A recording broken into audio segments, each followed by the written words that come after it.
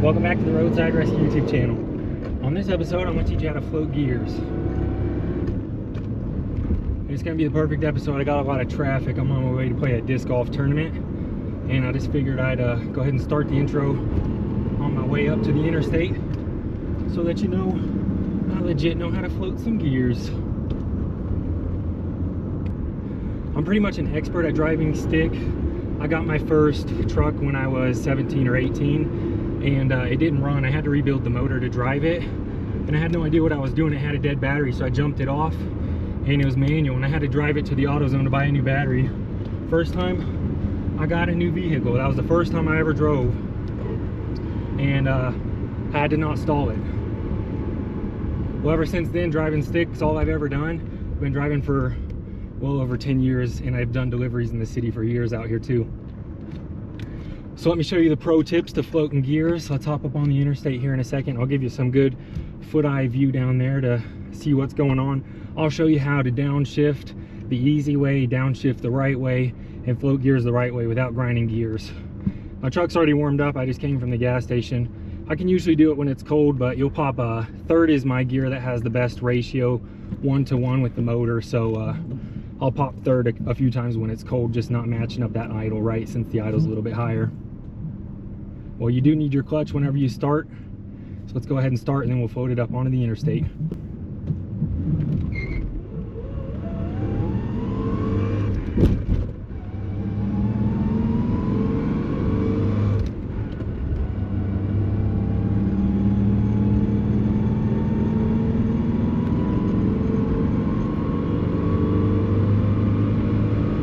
Get up into those high RPMs, you gotta match it a little bit quicker or you'll grind your gears. Let's see, we got some room to merge here. Get up to speed.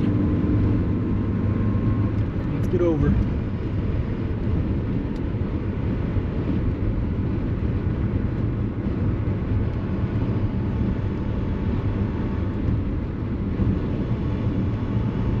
All right, that's how you merge.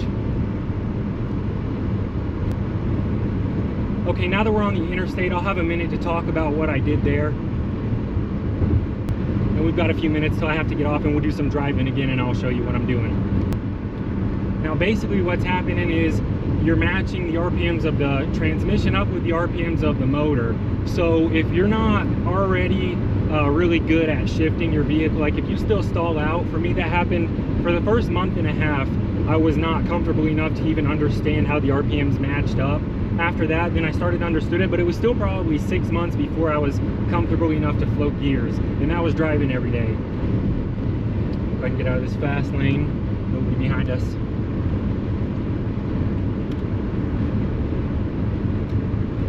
So I would suggest, if you're still stalling out your car every now and then, to just keep practicing. Make sure that your shifts are smooth when you are using the clutch. And shifting, normally upshifting, you would consider that upshifting from 1 to 2 to 3 to 4 to 5 is a little bit easier than downshifting, because you can just let off the gas, and when the RPM of the motor falls enough, you can just slot it into gear. But when you downshift, you actually have to match the RPMs up with the RPMs of the transmission, so you have to be fairly familiar with it. I'll go ahead and show you. You can just pop it into neutral there. We'll pop it back into fifth while I'm giving it a little bit of gas. You have to put some pressure on it. And then if you want to downshift, I'm going to have to let off, but I'm going to have to give it a lot of RPMs and come up to it, and you can do that more smooth if you're upshifting there. Watch. And then we'll go ahead and hop into this pass lane. And then I'm putting about probably 10 to 15 pounds of pressure onto each gear to get it to slide into place. If you don't push hard enough, then it'll grind. So you're actually kind of forcing it into gear, and it's a lot easier to float the gears when you're going slower. It's a lot harder when the RPMs are up and they're falling faster and they're moving against each other faster. So I'll show you when we get back into the city how to match those gears up way easier. The only problem you'll run into is if you're not going fast enough to actually get it into gear. Like if you're just trying to smooth them into gear and you're going like 20 miles an hour and you float it into third and you give it a little bit more gas and you're trying to float it into fourth, if you're not going fast enough to get it into fourth, well, you're stuck, and then you have to use the clutch anyway, so you're not really floating the gear. So that's the only thing. I mean, that's not even a bad thing. You're not really going to grind them. Sometimes you can find like a false neutral past the sync bro and start grinding stuff. But you just pop it back into neutral real quick. You're not going to mess stuff up too much.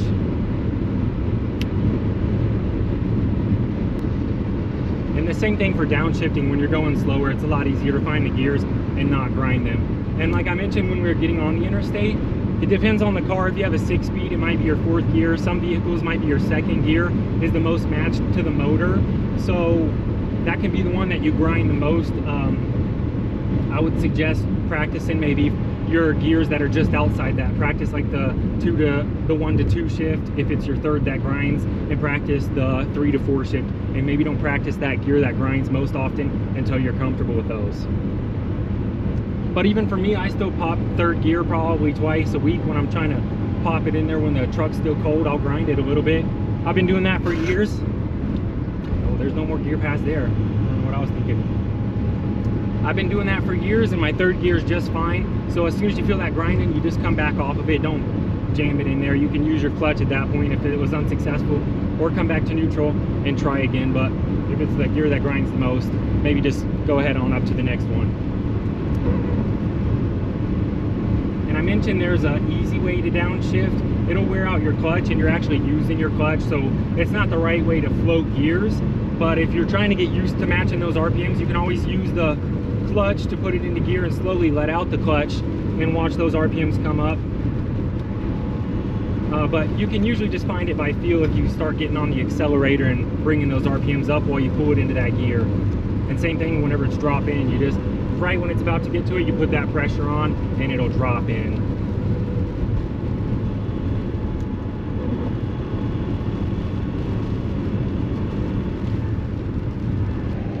Alright, so I'm about to get off the interstate, and there's a couple other things that we'll have to talk about. When you're downshifting and floating gears, you have to use your right foot to press both the brake and the gas to get the RPM up while you're slipping the gears down. I can actually do that right now.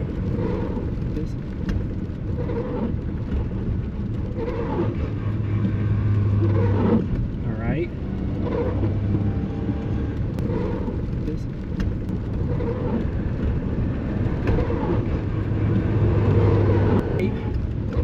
So let's hop off here. I'll show you what that looks like on the way back. I'll put the foot cam on and sync up the footage. You kind of have to be aggressive with that. You're slapping it into gear, but that's really how it is all the time. That one's extra hard to get a feel for. That'll take a couple of weeks of practicing that after you learn how to float gears.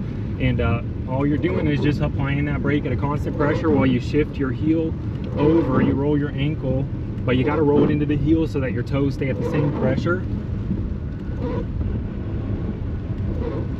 Just get all the way over.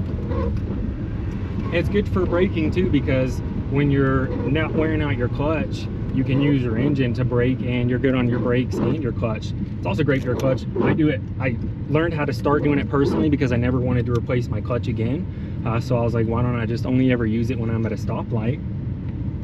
And it's worked out well so far. I grind 3rd every now and then, but the longevity of that gear, I think, has well matched a clutch.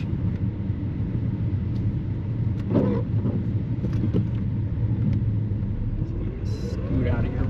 Go already sliding. Roads get really wet. The paint on them do. And there we go. So we're at a little bit of a slower speed here, and it's easier to slide it into that gear without grinding it, because those RPMs are only dropping 200 to 300 instead of 500 to 1,000 to match your next gear. So when you want to downshift, all you have to do to get it out of gear is blip the throttle. Like if you're not on the throttle and the engine's braking, it's going to be harder to come out of that gear. You could still do it, but if you're really braking, you're going to kind of grind and pop that gear as you come out. The way to get it out of that gear is to just kind of blip the throttle, and it'll come right out. And so it kind of works whenever you're downshifting, as you just blip it, let off, and then you go right back into the gas to get the RPMs up. Just like that. So just kind of tapping it twice.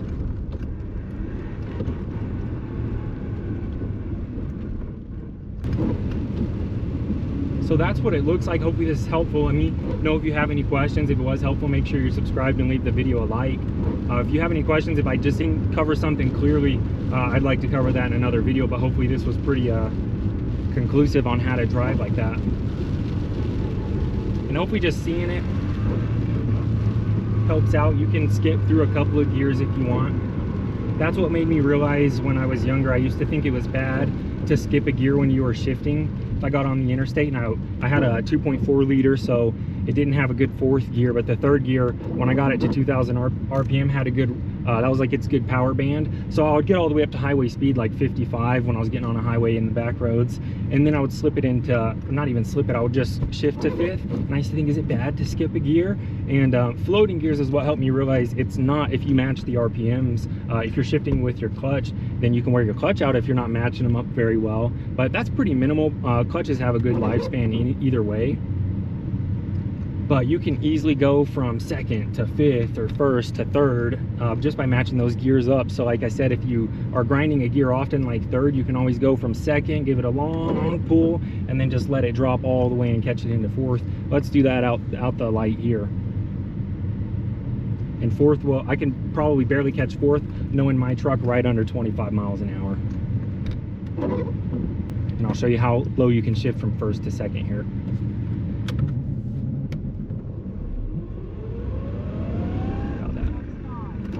That's about as low as you can do that.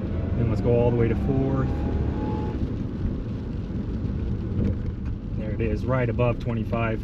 I wasn't sure. I looked up after I let off and I realized I was right above 25, but that was about as low as you could get it. You could see there you can go from second to fourth if you're afraid of grinding. And like I said, when you're at those lower RPMs, not that you're not grinding a gear, but if you miss it, it's like it's one grind. It's like a dull grind on one gear instead of like a rapid, kind of aggressive grind on a faster gear. So that can help you gain more confidence and learn. Not that you're not going to grind gears, but just having confidence in that if you do grind the gear, it's not going to do much damage. But it's hard to, but especially like with city driving, if you're trying to get all the way to fourth, you know, you're going to have some place where you can easily get up to 30 miles an hour quickly in second gear and slap it over. I wouldn't suggest practicing on your pulls on the interstate, getting onto the interstate for your first time, where you have to go pretty aggressive acceleration. But let me know how you do in the comments down below. And again, if you have any questions, let me know. Thanks for watching. I'll see you on the next episode.